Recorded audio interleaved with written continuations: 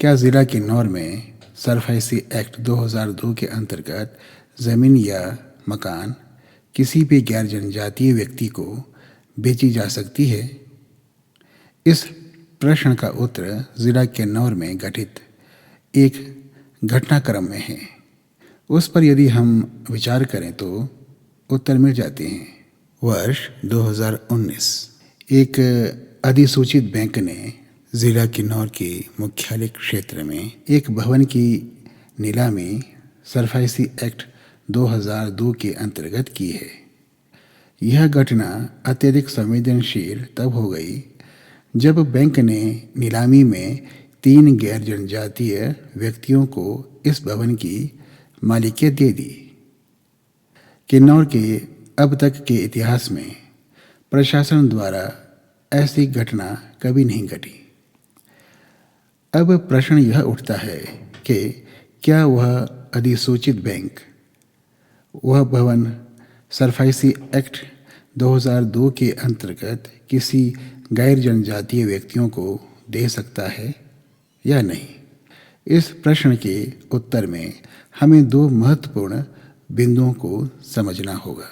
ज़िला किन्नौर एक अनुसूचित क्षेत्र है, इसलिए यहाँ पर अनुसूचित जनजातियों की भूमि की रक्षा के लिए Himachal Pradesh transfer of land regulation act 1968 लागू है।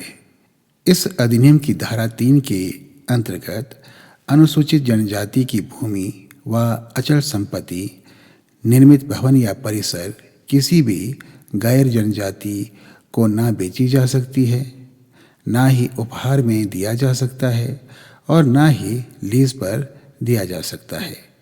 इसके अतिरिक्त यह भी कहा गया है कि ज़मीन या अचल संपत्ति को यदि ऋण लेने के लिए गिरवी रखना है तो वह बैंक अनिवार्य रूप से सहकारी बैंक हो जिसे गिरवी रखने की आज्ञा हो। उस सहकारी बैंक में अधिकतम या पूरे कर्मचारी अनुसूचित जनजाति से ही हों। यद्यपि वर्ष 2018 के इस अधिनियम में संशोधन हुए हैं, जिस पर राष्ट्रपति भारत सरकार ने मार्च 2023 में अपनी स्वीकृति दी है। इसमें यह प्रावधान रखा है कि वह सहकारी बैंक या कोई अधिसूचित बैंक जिसका मुख्यालय हिमाचल प्रदेश में हो, वह ज़मीन व अचल संपत्ति गिरवी रख सकता है, परंतु यह संशोधन ज़िला किन्नौर में हुए 2020 की घटना पर लागू नहीं होंगे। किन्नौर में जिस अधिसूचित बैंक ने यह नीलामी गैर जनजातियों के लिए की है, वह बैंक ना तो सहकारी है और ना ही इस बैंक में अधिकतम कर्मचारियों की संख्या अनुसूचित जनजातियों की है। अतः यह बैंक जिस संपत्ति को गिरवी रखा है वही गैर कानूनी है। उस बैंक को अनुसूचित जनजाति की अचल संपत्ति गिरवी रखने की शक्ति ही नहीं थी। अब विसंगति यह है कि जब किसी संपत्ति की गिरवी ही गैर कानूनी है तो उसकी नीलामी सरफासी एक्ट 2002 के अंतर्गत कानूनी कैसे हो सकती है? Himachal Pradesh land regulation act 1968 में कहा गया है कि अनुसूचित जनजाति का कोई व्यक्ति अगर गैर जनजाति को अपनी अचल संपत्ति देना चाहे तो उसे संबंधित ग्राम पंचायत से सिफारिश चाहिए। उपायुक्त व वित्तीय आयुक्त राजस्व फाइनेंशियल कमिश्नर के साथ साथ राज्य सरकार की भी अनुमति चाहिए। इस बैंक ने यह अनुमति नहीं दी है क्योंकि यह बैंक ना ही जनजातीय बैंक है और ना ही राज्य का सहकारी बैंक है। अतः संपत्ति की गिरवी की आज्ञा इस बैंक को नहीं है। इस बात में कोई संदेह नहीं है कि सरफासी एक्ट 2002 एक शक्तिशाली अधिनियम है। बैंक को अपने ऋण की वसूली के लिए किसी न्यायालय में जाने की आवश्यकता नहीं पड़ता है। परंतु यह तभी संभव है यदि पूरी प्रक्रिया ही कानूनी रूप से जायज हो। इस संदर्भ में बार बार एक सर्वोच्च न्यायालय के आदेश का संदर्भ दिया जाता है। वह केस है यूको बैंक बनाम दीपक देव बर्मन। असल में यह मुकदमा त्रिपुरा राज्य का है, जो एक जनजातीय क्षेत्र है और वहाँ सभी कानूनों पर राज्यपाल की स्वीकृति होती है, जिसे राज्य का कानून कहा जाता है। सरफाइसी एक्ट 2002 एक केंद्रीय कानून है, अतः यह राज्य के किसी भी कानून को रद्द कर देता है अपने विषय व उद्देश्य के लिए। इसलिए यूको बैंक बनाम दीपक देव बर्मन के मामले में राज्य का कानून निरस्त होकर केंद्र का कानून लागू होकर वहाँ जनजातीय अचल संपत्ति को गैर जनजाति को जायज रूप से दे दिया गया।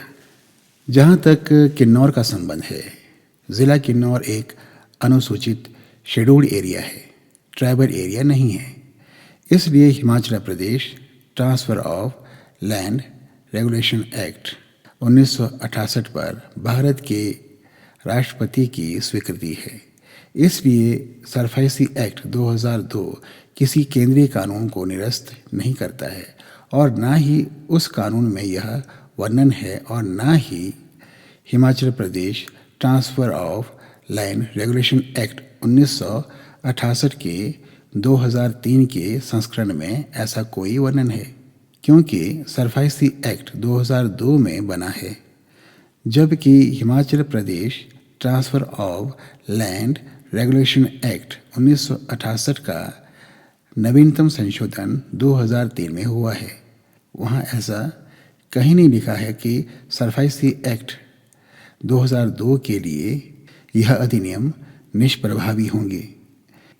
यदि ज़िला किन्नौर के अनुसूचित जनजाति के लोगों ने इस केस की पैरवी ढंग से नहीं की, तो प्रशासन व सरकार धीरे धीरे सरफाइसी एक्ट 2002 के बहाने पूरे किन्नौर में गैर जनजातियों को बसा देंगे, जिससे उन गैर जनजातियों के बच्चे सदा किन्नौर में रहेंगे और उनके बच्चे किन्नौर में ही अनुसूचित जनजाति के समाज में विवाह करेंगे और भविष्य में उनके बच्चे भी अनुसूचित जनजाति कनौरा कहलाएंगे।